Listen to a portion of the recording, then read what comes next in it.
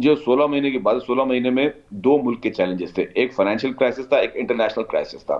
International crisis में PTI की वजह से आप पूरा मुल्क हमारा आइसोलेशन में चला गया। गलत पॉलिसी थी, फाइनेंशियल पॉलिसी भी इमरान खान की गलत थी और फॉरेन फ्रंट्स पे भी गलत थी। जो हमारे पास जिम्मेदारी थी वो चेयरमैन बिलावल भुट्टो ज़रदारी साहब के पास थी, वो फॉरेन मिनिस्ट्री थी। उस पर उन्होंने अल्हम्दुलिल्लाह जितने भी ममालिक जिनसे अनफॉर्चुनेटली हमारे दोस्त ममालिक या हमारे जो स्ट्रेटेजिक पार्टनर्स थे उन सब जिससे भी इमरान खान की पॉलिसी की वजह से हमारे इख्तलाफात हो चुके थे, उनको रिस्टोर किया चेयरमैन बिलावल भुट्टो ज़रदारी ने। पाकिस्तान के लिए फैटफ के इशू थे, ग्रे लिस्ट के इशू थे, पाकिस्तान के लिए जो सैलाब के बाद पूरी इंटरनेशनल कम्युनिटी को जिस तरह उन्होंने कहा कि जी हमें आप लोगों के तरक्की याफ्ता ममालिक की वजह से जो है वो क्लाइमेट की वजह से हमारे पास जो हमारे तरक्की पजीर ममालिक हैं वो सफ़र कर रहे हैं, उन्होंने उस चीज़ को जितना उन्होंने रेज किया फिर हम्म। उन्होंने कि जी butcher of Gujarat, butcher of जी। कश्मीर, फिर जाके भारत में उनके ऊपर हेड मनी, फिर वो हेड मनी के बावजूद वो आपके फॉरेन मिनिस्टर पे हेड मनी थी, वो फिर भारत गए उस करेज के साथ, उस ग्रेस के साथ। तो मैं समझता हूँ कि this was amazing and everybody, मतलब जो हमारे ओपोनेंट्स है वो भी चेयरमैन बिलावल भुट्टो ज़रदारी साहब को as a successful foreign minister उनके टेन्योर को देख रहे हैं। जो फाइनेंशियल पोजीशन थी, जो इसाक डार एंड कंपनी चला रही थी, हम्म। उन्होंने भी कोई कसर नहीं छोड़ी कि जी इस मुल्क को किस तरह सुधारा जाए। फिर आपने देखा कि वही मिफ्ता इस्माइल साहब और वो दानियाल अजीज साहब वो खुद भी जो है वो क्रिटिसाइज करते रहे नून लीग की नाकस किस्म की पॉलिसी को। तो ये हम्म। दिस इज द चैप्टर जो हमारे ऊपर नजला जो है वो इसलिए नहीं कर सकता। हाँ, हम वी आर अकाउंटेबल। जो मिनिस्ट्रीज पीपल्स पार्टी की थी उसमें एक एक चीज की पीपल्स पार्टी अकाउंटेबल है, लेकिन जो मेन इंपॉर्टेंट महकमे पीएमएलएन के पास थे वो अकाउंटेबल। पीएमएलएन ने पिछले 1.5 साल में क्या किया था? हम्म। सिर्फ अपने खिलाफ मुकदमात खत्म करवाए।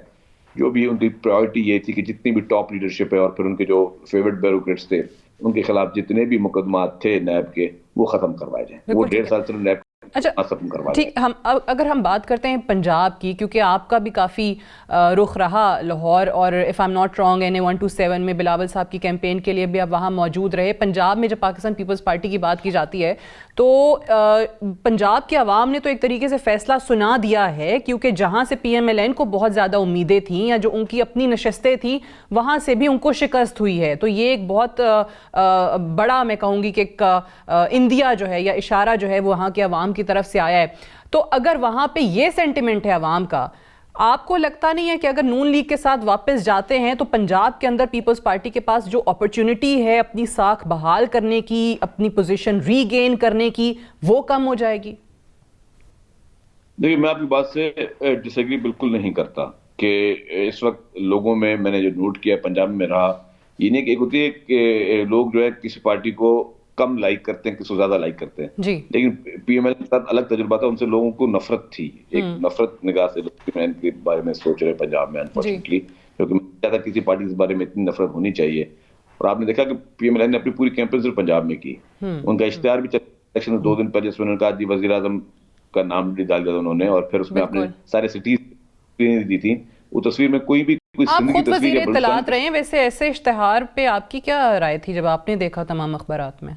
I was surprised. I think they were trying to influence public by saying this के एक हेडलाइन है उसमें कहा कि प्राइम मिनिस्टर नवाज शरीफ हो गए, जो कि और फिर उन्होंने जब सारे शहरों की तस्वीर डाली अपने उस इश्तेहार में, उसमें कोई सिंध का शहर या बलूचिस्तान का शहर नहीं था। तो जी जो जी अपने आप को बिल्कुल। नेशनल पार्टी कहती है उसके पास वो एक जलसा उन्होंने बलूचिस्तान में करना पसंद किया या सिंध में पसंद नहीं करना किया उन्होंने जलसा, लेकिन उसके बावजूद भी जो अवाम का फैसला था दैट इज देयर। अच्छा, आपको सवाल था कि हमें पता भी है कि ठीक है लोग पीएमएलएन से को डिसलाइक करते हैं और लोगों की फीलिंग्स के खिलाफ, उसके बावजूद भी देखें बात सब क्या प्रायोरिटी क्या होनी चाहिए। प्रायोरिटी होनी चाहिए कि सिस्टम चले, डेमोक्रेसी जो है वो प्रिवेल करे और पार्लियामेंट अपनी हुकूमत को किसी की भी हुकूमत बने। अब उसमें मैंने फिर कहा कि leadership with the consensus of central executive committee कोई फैसला करेगी कि किस तरह चलना है। मतलब हम ये भी नहीं कर सकते कि हम ये सोचेंगे जी हमें आजाद से भी बातचीत नहीं करनी, हमने बाकियों से भी बातचीत नहीं करनी, और फिर हम क्योंकि हमारे numbers are very important to form any government, तो हम ये भी नहीं कर सकते कि हम लोग उस नखरे में चुप करके बैठ जाए कि हम ना हमें आपका साथ देना ना आपका सही, साथ देना है। सियासत में दरवाजे बंद नहीं हो सकते। और फिर कोई हुकूमत बना ना सके। और और जो फिर जो आवाम जो खबरें है, अभी तक आ रही हैं ऑब्वियसली अभी तो जोड़ तोड़ या मुलाकातें या हुकूमत साजी की कोशिशें जारी हैं कि बिलावल साहब तो पाकिस्तान पीपल्स पार्टी की तरफ से वजारत उज़्मा के उम्मीदवार हैं। साथ ही साथ PMLN के जो हमारे रिपोर्टर्स हम तक पहुंचाते रहते हैं जो अंदर खाने खबरें हैं वो ये हैं कि पीपल्स पार्टी चेयरमैन सेनेट ले ले, स्पीकर नेशनल असम्बली ले ले, सदारत ले ले, बलूचिस्तान की वजारत आला ले ले, लेकिन वज़ीर आज़म जो है ना वो हमारा ही हो और पंजाब में भी हमारा साथ दे दे। बहरहाल ये तो आपने जैसे खुद कहा कि CC डिसाइड करेगी। हैविंग सेड दैट, कोई और जमात खुश हो ना हो, MQM बड़ी खुश है। 17 नशस्तें उन्होंने शायद इतनी तवक्को भी नहीं की होगी जो उनको मिल गई हैं। उस पर आपको क्या लगता है, मानते हैं जेन्युइन मैंडेट है उनका वहां से, कराची से खास तौर पे? नहीं जी, मैं नहीं मानता। अच्छा, मैं बिल्कुल नहीं मानता कि उनका जेन्युइन मैंडेट है। ठीक, तो आप कह रहे हैं कि MQM का जो मैंडेट है वो आप नहीं समझते कि एक जेन्युइन मैंडेट है।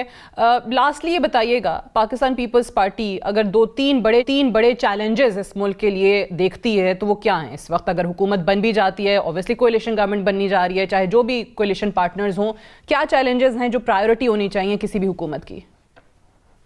देखिए जी, मेरे ख्याल से सबसे ज्यादा बड़ी प्रायोरिटी जो किसी भी मुमलिकत की हुकूमत की, दैट इज द इकॉनमी।